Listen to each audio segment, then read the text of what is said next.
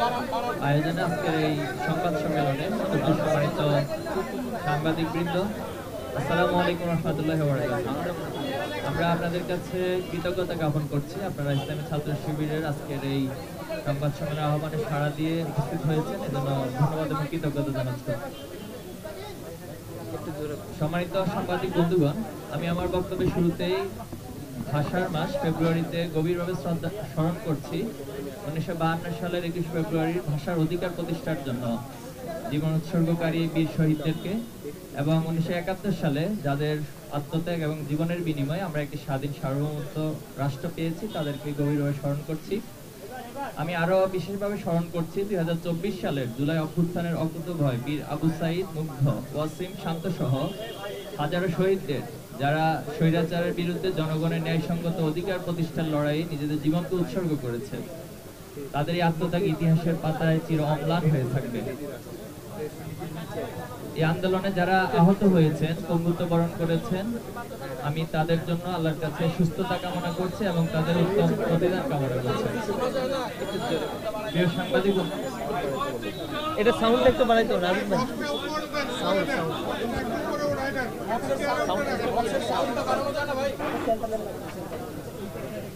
শান্ত থাকলে হ্যালো,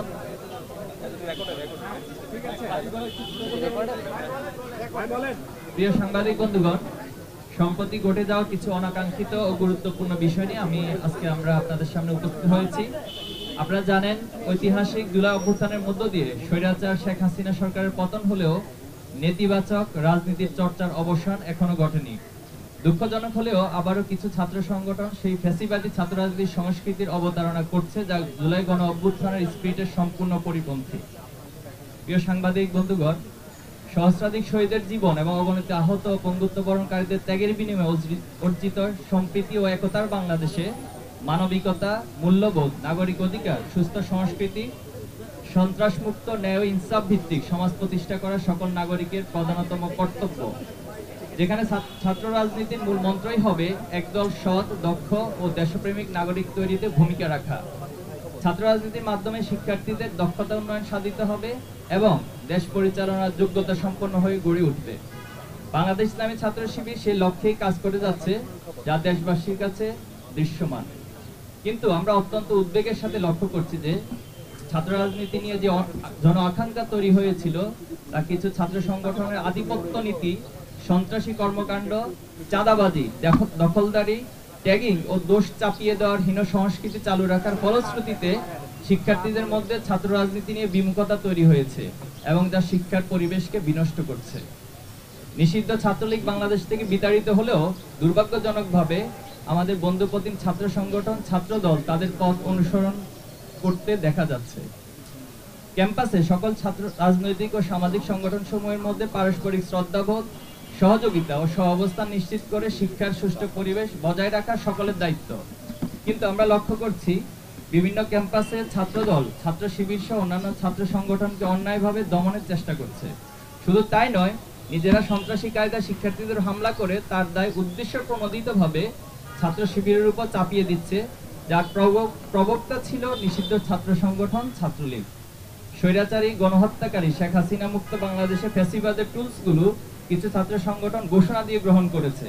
আপনারা দেখেছেন, তারা ফেসবুকে স্ট্যাটাস দিয়ে শিবির কোপানো জায়েজ, আগেও ছিল এবং ভবিষ্যতেও থাকবে, এমন বিভৎস এবং হীন ঘোষণা দিচ্ছে।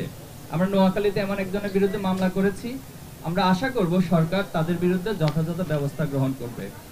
শুধু তাই নয়, কুয়েটের ঘটনাকে কেন্দ্র করে ছাত্র শিবিরের সম্পৃক্ততার মিথ্যা বক্তব্য দিয়ে দেশের বিভিন্ন জায়গায় বিক্ষোভ করা হয়েছে। খুলনার শিববাড়িতে তাদের মিছিল থেকে একটা শিবির দর দইরা দইরা জবাই কর স্লোগান দেওয়া হয়। এমন ভয়ঙ্কর হিংস্র স্লোগান আমরা ছাত্রলীগের মুখে ইতিপূর্বে শুনেছিলাম। কিন্তু ছাত্র দলের মধ্যে নিষিদ্ধ ছাত্রলীগের প্রতিচ্ছবি ফুটে উঠবে, তা আমরা কোনোভাবেই কামনা করি না। সারা দেশে শত শত জায়গায় চাঁদাবাজি, দখলদারি দেখে বোঝার উপায় নেই যে দেশের কোনো পরিবর্তন হয়েছে। অপরাধীদের হাত বদল হয়েছে ঠিকই, কিন্তু অপরাধ আগের মতোই চলছে। গত 4 ফেব্রুয়ারি যশোরের চাঁচড়ায় চাঁদা না দেওয়ার সম্রাট নামের এক মাছ ব্যবসায়ীর চোখ উপড়ে ফেলে ছাত্রদল নামে কিছু সন্ত্রাসী। গতকাল গাজীপুর মাইকে ঘোষণা দিয়ে প্রকাশ্য দিবালোকে চাঁদা আদায় করার ঘটনা আপনারা দেখেছেন। প্রতিদিন এমন অসংখ্য ঘটনা গণমাধ্যমে প্রকাশ হচ্ছে। সম্মানিত উপস্থিতি, সম্প্রতি কুয়েট এমসি কলেজ এবং 20 ফেব্রুয়ারি তামিরুল মিল্লাত কামিল মাদ্রাসা যে হামলার ঘটনা সংঘটিত হয়েছে তা একটি ছাত্র সংগঠনের নব্য পেশিবাদ হয়ে ওঠার ধারাবাহিকতারই অংশ বলে আমরা মনে করছি। খুলনা প্রকৌশল ও প্রযুক্তি বিশ্ববিদ্যালয়ের সাধারণ ছাত্রদের উপর ছাত্রদল যুবদলের বহিরাগত সন্ত্রাসীদের নিয়ে প্রকাশ্য দিবালোকে পরিকল্পিতভাবে সশস্ত্র হামলা পরিচালনা করে, যেখানে অর্ধশতাধিক শিক্ষার্থী মারাত্মকভাবে আহত হয়। কিন্তু ছাত্রদল তাদের উচ্ছৃঙ্খল কর্মীদের বিরুদ্ধে ব্যবস্থা না নিয়ে উল্টো সেই সন্ত্রাসী কর্মকাণ্ডের দায় ছাত্র শিবিরের উপর চাপিয়ে দেয়। শুধু তাই নয়, প্রকাশ্য সংবাদ সম্মেলনে ছাত্রদল সভাপতি রাকিবুল ইসলাম রাকিব শিবিরের উপর দায় দিয়ে দেওয়ার মতো নির্দেশনা প্রদান করে, যার মাধ্যমে দেশবাসীর কাছে তাদের ঘৃণ্য পরিকল্পনা স্পষ্ট হয়ে যায়। একদিকে ছাত্র শিবিরের দায় চাপিয়ে দেওয়ার প্রকৃত ঘটনা আড়াল করতে চেষ্টা করে, অন্যদিকে যুবদল তাদের চিহ্নিত সন্ত্রাসীকে বহিষ্কার করার মাধ্যমে নিজের সাংগঠনিক সংশ্লিষ্টতা প্রমাণ করে। এই ঘটনায় দেশব্যাপী সমালোচনা ঝড় উঠলে তা ধামাচাপা দেওয়ার জন্য সিলেটের এমসি কলেজে আঞ্জুমানে তালামিজে ইসলামীয় কর্মী মিজানুর রহমান রিয়াদের সাথে শিক্ষার্থীদের হাতাহাতির ঘটনায় 2 জন জাহিদুল ইসলাম হৃদয় ও রিয়াদ নামে আহত হওয়ার দায় ছাত্র শিবিরের উপর প্রদান করে। পরবর্তীতে কলেজের অধ্যক্ষের বক্তব্যের মাধ্যমে প্রকৃত ঘটনা প্রকাশ পেলে ছাত্র শিবির যে সেই ঘটনার সাথে জড়িত নয় তা প্রমাণিত হয়। কুয়েটে শিক্ষার্থীদের রক্তের দাগ শুকাতে না শুকাতেই গত 20 ফেব্রুয়ারি টঙ্গীতে তামিরুল মিল্লাত কামিল মাদ্রাসা শিক্ষার্থী এবং ছাত্র শিবিরের ওয়ার্ড সভাপতি ফজলে রাব্বি সিফাতকে হত্যার উদ্দেশ্যে ছাত্রদল সন্ত্রাসীরা কুপিয়ে জখম করে। শুধু তাই নয়, জোরপূর্বক নিজেদের পক্ষে স্বীকারোক্তি নিতে একাধিকবার ছাত্রদল কর্মীরা তাকে নির্যাতন করে। আসামিকে ছিনিয়ে নিয়ে ছাত্র শিবিরের বিরুদ্ধে বক্তব্য নিতে ছাত্রদল নেতাকর্মীরা থানার সামনে মব তৈরির চেষ্টা করে। আমরা এই ঘটনার সাথে জড়িত সকলকে গ্রেপ্তার ও দৃষ্টান্তমূলক শাস্তি নিশ্চিত করতে প্রশাসনের কাছে জোর দাবি জানাচ্ছি। পাশাপাশি হামলার সাথে জড়িতদের বিরুদ্ধে সাংগঠনিক ব্যবস্থা নিতে ছাত্রদলের প্রতি আহ্বান করছি। প্রিয় সাংবাদিক ভাইরা, অন্তর্বর্তী সরকার গঠনের 7 মাস অতিক্রান্ত হলেও এখনো দেশে আইন শৃঙ্খলা পরিস্থিতি স্বাভাবিক হয়নি। প্রশাসনিক দুর্বলতার সুযোগে এখনো দেশে নানা প্রান্তে অপরাধ সংগঠিত হচ্ছে। সারা দেশে চাঁদাবাজি, ছিনতাই, ডাকাতি ও ধর্ষণের ঘটনা আশঙ্কাজনক হারে বেড়ে গেছে। উদ্বেগের বিষয় হলো, গণমাধ্যমের রিপোর্ট অনুযায়ী দেশের 273টি কিশোর গ্যাং সক্রিয় রয়েছে, যারা দেশকে অস্থিতিশীল করতে নানা ষড়যন্ত্র করলেও তাদের আইনের আওতায় আনা হচ্ছে না। গণমাধ্যম সূত্রে জানতে পেরেছি, জুলাই গণহত্যা জড়িতদের 723 জনকে জামিন দেওয়া হয়েছে, অথচ বিগত 15 বছরে দায়েরকৃত মামলা আসামিদের মুক্তি এখনো নিশ্চিত হয়নি। আমরা ঢাকা বিশ্ববিদ্যালয় শাখার প্রতিষ্ঠাকালীন সভাপতি এটিএম আজহারুল ইসলাম সহ সকল মাজলুমদের দ্রুত মুক্তির দাবি জানাচ্ছি। আপনারা জানেন, সম্প্রতি দেশে বিভিন্ন স্থানে ধর্ষণের ঘটনা ঘটছে। খুলনা জেলার বাটিয়াঘাটা উপজেলার জলমা ইউনিয়ন, শেরপুর জেলার ঝিনাইগাতীর গজনী অবকাশ কেন্দ্র এবং রাজধানী থেকে ছেড়ে যাওয়া রাজশাহীগামী একটি বাসে 3 মাসের অন্তঃসত্ত্বা নারী সহ 3টি ধর্ষণের ঘটনা ঘটে। আমরা দর্শকদের গ্রেপ্তার ও দৃষ্টান্তমূলক শাস্তির দাবি জানাচ্ছি।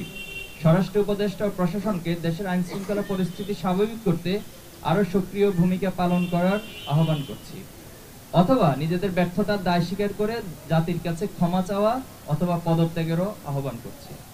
সম্মানিত উপস্থিতি, আমরা লক্ষ্য করেছি, মুক্ত চিন্তার নামে এদেশে ইসলাম বিদ্বেষী একটি গোষ্ঠী পরিকল্পিতভাবে ইসলামের বিরুদ্ধে বিদ্বেষ ছড়িয়ে সাম্প্রদায়িক সম্প্রীতিকে বিনষ্টের চেষ্টা করছে।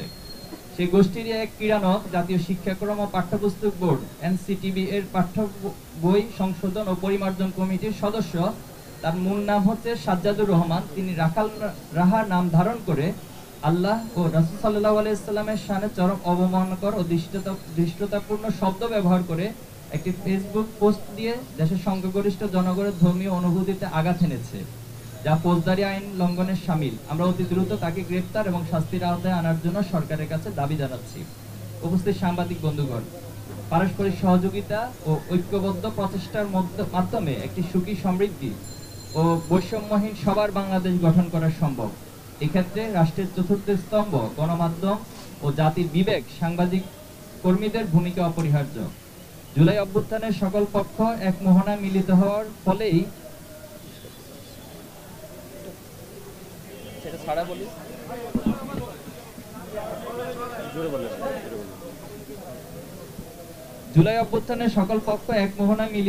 ফলেই আমরা চেপে বসা জগদ্দল পাথরকে সরিয়ে দিতে সক্ষম হয়েছি, কিন্তু ফ্যাসিবাদ পরবর্তী বাংলাদেশে কতিপয় গণমাধ্যমের অপেশাদারী আচরণ আমাদেরকে ব্যথিত করছে। কিছু কিছু সংবাদ আমাদের কাছে এক পেশে বলে প্রতীয়মান হয়েছে। আমরা মনে করি এগুলো মিডিয়ার ইচ্ছাকৃত ভুল নয়, অসাবধানতা ও তথ্য যাচাইয়ের প্রক্রিয়া পুরোপুরি অনুসরণ করতে না পারার দরুন এমনটা হয়েছে। গত 1 জানুয়ারি বরগুনা পাথরঘাটায় পূর্বশত্রুতার জেরে যুবদল কর্মী ছাত্রলীগ সন্ত্রাসীদের হাতে খুন হন স্থানীয় মিডিয়া এবং পাথরঘাটা বিএনপির আহ্বায়ক ওমর ফারুক সেই ঘটনার সাথে ছাত্রলীগ কর্মীকে দায়ী করে, কিন্তু আমরা লক্ষ্য করেছি জাতীয় একটি সংবাদ মাধ্যম সেই ঘটনার তথ্য যাচাই বাছাই না করে ছাত্র শিবিরকে দায়ী করে সংবাদ প্রচার করে। একইভাবে কুয়েটের ঘটনাতে আমরা লক্ষ্য করেছি শিক্ষার্থী ও ছাত্রদলের সংঘর্ষের সাথে কোনো ধরনের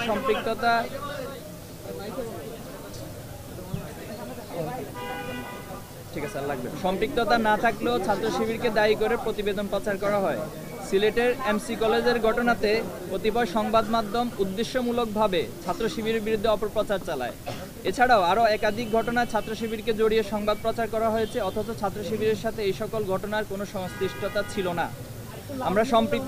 আমরা সম্প্রতি ঘটে যাওয়া ক্যাম্পাস হামলার শিকার শিক্ষার্থীদের জন্য ন্যায় বিচার দাবি করছি এবং সংশ্লিষ্ট কর্তৃপক্ষকে আহ্বান জানাচ্ছি যাতে তারা এইসব ন্যাক্কারজনক ঘটনার সাথে জড়িতদের বিরুদ্ধে দ্রুত ও কার্যকর পদক্ষেপ গ্রহণ করে। আইনশৃঙ্খলা পরিস্থিতির তাৎক্ষণিক উন্নতির জন্য সরকারকে দ্রুত কার্যকর পদক্ষেপ গ্রহণের দাবি জানাচ্ছি।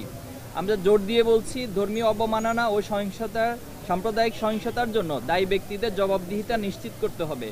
পরিশেষে ছাত্রদল সহ সকল ছাত্র সংগঠনকে বিভাজন সৃষ্টিকারী দোষারোপ ও সহিংসতা পরিহার করে ছাত্রবান্ধব, গঠনমূলক ও কল্যাণমুখী রাজনীতির দিকে আহ্বান জানাচ্ছি।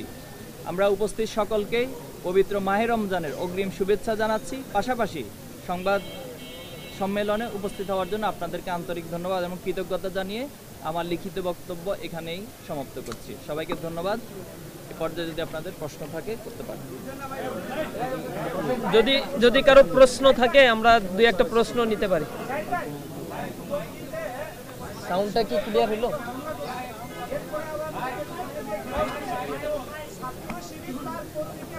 হবে না? কি আনবো?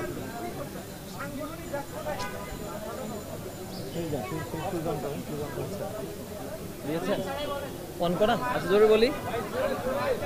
ঠিক আছে। টঙ্গীতে যে ঘটনা ঘটেছে সেখানে মূলত তার ক্লাসমেট ছিল এবং তাদের একটা গ্যাং ছিল, কিশোরদের একটা গ্যাং ছিল, প্রায় 6-7 জনের গ্রুপ, এবং তাদের মধ্য থেকে কয়েকজন ছাত্র দলের সাথে সম্পৃক্ত ছিল। মূলত তার বন্ধু তাকে মেসেজ দিয়েছে যে আসো আমরা একটু চা খাই, এই কথা বলে তাকে নিয়ে গিয়ে তাকে সেখানে বেদড়ক, অর্থাৎ এখানে বাঁশপট্টি আছে তামিল মিল্লাত কামিল মাদ্রাসার গেটের ঠিক অপোজিটে। তো সেখানে তাকে অনেকক্ষণ মারধর করে এবং তাকে বিগত সময়ে যে কুয়েটের বিষয়ে ছাত্রদল বা এই সংক্রান্ত সে কেন পোস্ট দিয়েছে এই বিষয়গুলো প্রশ্ন করেছে এবং একটা পর্যায়ে তাকে ছুরিকাঘাত দিয়ে আহত করেছে, যেটা আমরা দেখেছি গণমাধ্যমে। সে রক্তাক্ত হয়েছে। পরবর্তী তার চিৎকার শুনে পার্শ্ববর্তী কিছু পথচারী তাকে সেখান থেকে উদ্ধার করে এবং তার সাথে সেখানে তার বন্ধু মামুন, যে ছাত্রদল কর্মী, আমরা অনেকগুলো ডকুমেন্টস পেয়েছি এবং তাকেও ধরে রাখতে সক্ষম হয় এবং থানায় গিয়ে তার বিরুদ্ধে মামলা করা হয়। তো এটি মূলত সেখানকার ঘটনা ছিল। একজন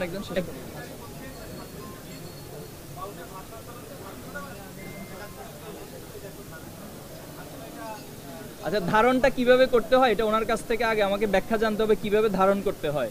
আমরা অসংখ্য কর্মসূচি পালন করেছি শুধু এবছর না, প্রত্যেক বছরই আমরা সেটা কর্মসূচি পালন করে থাকি এবং আমি আমার বক্তব্যের শুরুতে 52 শহীদদেরকে স্মরণ করে শুরু করেছি। এরপরে কিভাবে ধারণ করতে হয় এটা ওনার কাছ থেকে একটা লিখিত স্ক্রিপ্ট আমাকে দিবেন, আমরা সেভাবে করে ধারণ করার চেষ্টা করব। 5 আগস্টের পরে আমরা বিভিন্ন ক্যাম্পাসে কিংবা আমাদের দেশের জাতীয় রাজনীতিতে আমরা একটা আমূল পরিবর্তন দেখতে চেয়েছিলাম, কিন্তু আমরা দেখলাম যে 5 আগস্টের আগে ছাত্রলীগের সাথে যেভাবে শিবিরের একটা বৈরী সম্পর্ক ছিল, ঠিক এখন ছাত্রদলের সাথে শিবিরের একই ধরনের সম্পর্ক। এর পিছনে কি কারণ আছে বলে আপনি মনে করেন? শিবির আমাদের জাতীয় রাজনীতির যে বিভাজন, তারই কি এটা বহিঃপ্রকাশ? কি বলে ছাত্রদের এই ধরনের পরিস্থিতিকে উত্তরণের জন্য আপনার কি পরামর্শ আছে, কিন্তু আপনি কি মনে করেন? আপনারা এর সঙ্গে বলবেন কিনা যে এই উত্তর দিয়ে না ভাই একটা শেষ করি তাহলে সম্পর্ক, এরপর না আসলে বলবেন আর কি। যে প্রথমত হচ্ছে জুলাই স্প্রিটটা হলো ঐক্যবদ্ধ একটা সম্মিলিত প্রয়াসের যে চিন্তা চেতনা, তারই একটা বহিঃপ্রকাশ ছিল জুলাই অভ্যুত্থান। তো আমরা চেয়েছিলাম যে এরপরে আসলে সকলে ঐক্যবদ্ধভাবে কাজ করবে। আপনারা লক্ষ্য করেছেন জুলাই অভ্যুত্থানের পরবর্তী ছাত্র শিবির তার প্রত্যেকটা মুভগুলো ছাত্র বান্ধব এবং সেবামূলক কার্যক্রম নিয়ে অগ্রসর হচ্ছে, এবং সাধারণ শিক্ষার্থীদের সাইকোলজি বোঝার জন্য এবং তাদের পালস বোঝার জন্য আমরা প্রত্যেকটা ক্যাম্পাসে যাচ্ছি, এবং সেখানে আস্ক শিবির, নো শিবির অথবা মিট দ্য বিলিয়ন্স আমরা এর মধ্য দিয়ে শিক্ষার্থীদের পালসগুলো বোঝার চেষ্টা করছি, এবং তারা যা চায় বাংলাদেশ ছাত্র রাজনীতির জন্য যে গুণগত পরিবর্তন হয় সেভাবে আমরা কাজ করে যাওয়ার জন্য চেষ্টা করছিলাম। কিন্তু আমাদের বন্ধু প্রতিম তারা আমাদেরকে প্রতিপক্ষ শব্দ ব্যবহার করে, আমরা বন্ধু প্রতিম শব্দটি খুব সচেতনভাবে ব্যবহার করে বলছি। ওনারা এই একই কর্মসূচি না নিয়ে ওনারা হচ্ছে শোডাউন, আগের স্টাইলে মিছিল মিটিং অথবা হল দখল, সিট দখল এই ধারার মধ্যে যাচ্ছিলেন। এই কারণে শিক্ষার্থীরা ওনাদেরকে অনেকটা প্রত্যাখ্যান করছে। তো এই কষ্টটা ওনারা শিক্ষার্থীদের উপর না উঠাতে পেরে অনেকটা আমাদের ছাত্র শিবিরের উপর সেই কষ্ট এবং ক্ষোভটা ওনারা উঠাতে গিয়ে মূলত এই বিরোধের জায়গাটা তৈরি হয়েছে। আমরা শুরু থেকে ওনাদের সাথে নয়াপল্টন অফিসে গিয়ে বসেছিলাম। তো এরপরেও অনেকবার আমরা ওনাদেরকে ইনভাইট করেছি, আসুন আমরা একটু বসি, কীভাবে ছাত্র রাজনীতির গুণগত পরিবর্তন আমরা করতে পারি, কিন্তু ওনারা আমাদের কোনো আহ্বানেই সাড়া দেন না। তো এই পরিস্থিতিতে আসলে দায়টা কাকে দিবেন এটা আপনারাই ঠিক করবেন। আপনার প্রত্যেকটি সংগঠন বা প্রত্যেকটা জায়গাতে শহীদদেরকে শ্রদ্ধা জানানো হয়েছে, কিন্তু ছাত্র শিবিরকে এমন কোনো কার্যক্রম আতঙ্ক দেখা যায়। আমরা ঢাকা বিশ্ববিদ্যালয়ের মসজিদে দোয়া অনুষ্ঠান আয়োজন করেছি, এবং প্রত্যেকটি ক্যাম্পাসে দোয়া অনুষ্ঠান আয়োজন করেছি, এবং ভাষা শহীদদের কবর জিয়ারত করেছি। আমরা মনে করি ইসলামিক মূল্যবোধের জায়গায় ভাষা শহীদদের জন্য এটি সবচেয়ে উত্তম কর্মসূচি, এবং আমরা সেটাই করার চেষ্টা করেছি। এবং আমাদের অসংখ্য শাখাগুলোতে আলোচনা সভা থেকে শুরু করে বিভিন্ন প্রতিযোগিতা সকল কিছু আমরা আয়োজন করেছি।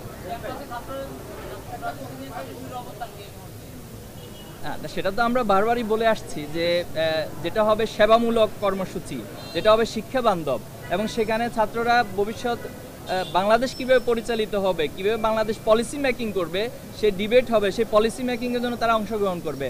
আমরা এমন একটা ছাত্র রাজনীতি চাই, এবং সেখানে কোনো আধিপত্য থাকবে না, সেখানে কারো উপর কোনো আদর্শ চাপিয়ে দেওয়া থাকবে না, এবং সেখানে জোর করে কারো কর্মসূচিতে নিয়ে যাওয়া, এরপরে হচ্ছে না গেলে তার উপরে টর্চার করা, এ ধরনের অস্ত্রের কোনো রাজনীতি আমরা চাই না। বিভিন্ন বলেছিলেন 134টি ইউনিটে কমিটি ঘোষণা করা হয়েছিল, কিন্তু আমরা এখন দেখতে পাচ্ছি অনেক ক্যাম্পাস রয়েছে যেগুলো ক্যাম্পাস কমিটি প্রকাশ হলেও শুধুমাত্র সভাপতি এবং সেক্রেটারি, যেমন টিউশন কলেজে সভাপতি এবং সেক্রেটারির নাম প্রকাশ করা হয়েছে, কিন্তু পূর্ণাঙ্গ কোনো কমিটি আসেনি। কিংবা এর পাশাপাশি অনেকগুলো ক্যাম্পাস এখানে কমিটি অনলাইনে প্রকাশ হয়নি বা মিডিয়ার সামনে আসেনি। তার পাশাপাশি হচ্ছে আরেকটি প্রশ্ন, সেটি হচ্ছে এখানে ছাত্র শিবিরের সংখ্যাটি এত কম যে হচ্ছে 5 জন 7 জনটি কমিটি প্রকাশ পাচ্ছে বা 15-20 জনের কমিটি প্রকাশ পাচ্ছে, এটুকুই কি ছাত্র শিবির কিনা, আর বাইরে আছে কিনা, বা বাইরে থাকলে তাদের নাম কেন প্রকাশ হচ্ছে? আচ্ছা, আমরা আমাদের সাংগঠনিক একটা সিস্টেম আছে, কর্মপদ্ধতি আছে, সংবিধান আছে, আমরা ঠিক সেভাবে করেই ছাত্র সংগঠন ছাত্র শিবির পরিচালিত হয়ে থাকে। তো গত বছর 24-এর 31শে ডিসেম্বর আমরা কেন্দ্রীয় সদস্য সম্মেলন করেছি। এরপরে 11 দিনের মাথায় আমরা 132টি শাখার সবগুলো আমরা শাখারই সেট আপ সম্পন্ন হয়েছি। এরপর ধারাবাহিকভাবে শাখাগুলো তাদের ইন্টারনাল যে সেট আপগুলো রয়েছে সেটা করে থাকেন, এবং সে আলোকে তারা তাদের কার্যক্রম পরিচালনা করে থাকেন। এখন প্রশ্ন হচ্ছে এই 6 মাসে অপর যে সংগঠনগুলো রয়েছে তারা কতটি ক্যাম্পাসে কমিটি দিতে পেরেছে? তো তারাই যদি আবার যে অভিযোগগুলো করেন সেটা যদি আবার আপনারা আমাদের কাছে রিপ্লেস করেন, তাহলে এই কম্পারিজন এটা তো ইনসাফ হলো না, এটা একটা বেইনসাফি প্রশ্ন হলো। জি, এরপর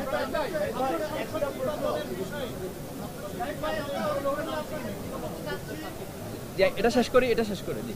উনি ছাত্র সংসদ নিয়ে নির্বাচন করেছে। দেখুন, আমরা শুরু থেকে বলে আসছি, গণমাধ্যমে ইতিপূর্বে অনেকবার বলেছি যে ছাত্র সংসদ নির্বাচন এটি শিক্ষার্থীদের দাবি, এবং দীর্ঘদিন এই ছাত্র সংসদ নির্বাচন না হওয়ার পিছনে মূলত ফ্যাসিবাদী রাজনীতিটা দায়ী ছিল। যেহেতু ফ্যাসিবাদের বিলোপ হয়েছে, এখন ছাত্র সংসদ নির্বাচনের মাধ্যমে ছাত্ররা, শিক্ষার্থীরা তাদের প্রকৃত প্রতিনিধি নির্বাচন করবেন, এটাই খুব স্বাভাবিক। কিন্তু আমরা দেখছি যে আমাদের বন্ধুপ্রতিম সংগঠন তারাই নির্বাচন চায় না। কেন চায় না? তারা বলছে এখানে সংস্কার প্রয়োজন। এরপর হচ্ছে আমরা জাহাঙ্গীরনগর বিশ্ববিদ্যালয়ে দেখেছিলাম যে ওনারা একটা ডেটও ঘোষণা করছে সম্ভাব্য তফসিল ঘোষণার জন্য, কিন্তু পরবর্তীতে সেখানকার ভিসি তিনি বললেন যে ছাত্র সংসদ নির্বাচন দিলে নাকি লাশ পড়বে। তাহলে এই প্রশ্ন কেন উত্থাপিত হচ্ছে? এটা আপনাদের উচিত সেখানকার ভিসিকে জিজ্ঞেস করা, এবং কাদের কারণে এই লাশ পড়ার রাজনীতি আবার ফিরে আসার সম্ভাবনা তৈরি হচ্ছে তাদেরকে আপনার মুখোমুখি করা দরকার। আমরা খুব স্পষ্টভাবে বলছি যে ছাত্র সংসদ নির্বাচন দ্রুত হওয়া দরকার, এবং এটার মাধ্যমে শিক্ষার্থীরা তাদের প্রকৃত প্রতিনিধি পাবে, এবং যেই প্রতিনিধির দায়বদ্ধতা সকল শিক্ষার্থীদের কাছে থাকবে।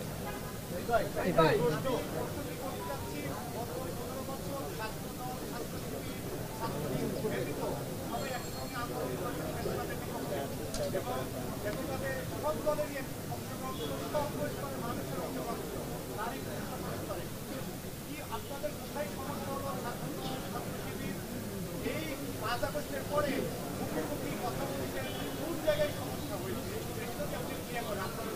কোনো জায়গায় সমস্যা হয়নি, আমাদের জায়গা থেকে কোনো জায়গায় সমস্যা হয়নি। আমাদের বন্ধুর প্রতিম ছাত্র সংগঠনের কোথায় সমস্যা হয়েছে এটা ওনাদেরকে জিজ্ঞেস করবেন। আমরা শুরুতেও বলেছি, এখনও বলছি যে জাতির স্বার্থে এবং দেশের স্বার্থে, শিক্ষার স্বার্থে, ছাত্র রাজনীতির স্বার্থে আমরা যে কারোর সাথে ঐক্য করতে প্রস্তুত আছি, বসতে প্রস্তুত আছি এবং আলাপ আলোচনা করতে প্রস্তুত আছি। শিবিরের উপর দায় চেপে দেওয়া ছাত্রদলের সভাপতি বলল, শুধু আপনারা কি সংবাদ সম্মেলন করে তার প্রতিবাদ জানিয়েছেন নাকি আইনগত কোনো ব্যবস্থা গ্রহণ করছেন আপনারা? আমরা আপাতত প্রতিবাদ জানিয়েছি, এরপরে সাধারণ শিক্ষার্থীরাও প্রতিবাদ জানিয়েছে। এরপরে আপনারা যদি আমাদের কাছে এই দাবি তোলেন যে আইনগত ব্যবস্থা নিব কিনা, তাহলে এটা আমরা ইনশাল্লাহ ভেবে দেখব।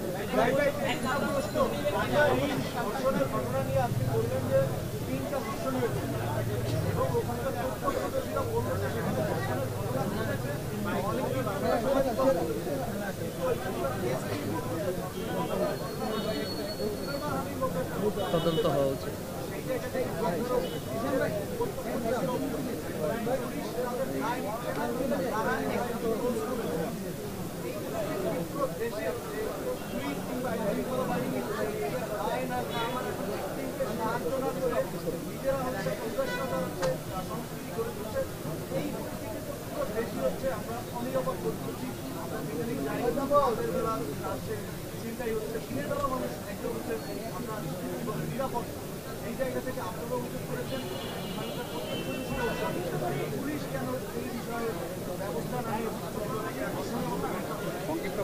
আমি তো আমার বক্তব্যে এই বিষয়টা বলেছিলাম যে পুলিশের এখানে দায় রয়েছে এবং স্বরাষ্ট্র উপদেষ্টারও দায় রয়েছে, কিন্তু আপনাদের কাছে বা আমাদের কাছে স্বরাষ্ট্র উপদেষ্টার এই রিলেটেড কোনো বক্তব্য কিন্তু আমরা পাচ্ছি না গণমাধ্যমে। আমার মতে আপনারা ওনাকে এই প্রশ্নের সম্মুখীন করা দরকার, কেন উনি এগুলো ব্যবস্থা নিচ্ছে না। এবং আমরা এটাও বলছি দ্রুত এই সংক্রান্ত বিষয়ে ব্যবস্থা নিতে হবে, আর যদি উনি ব্যবস্থা নিতে অপারগতা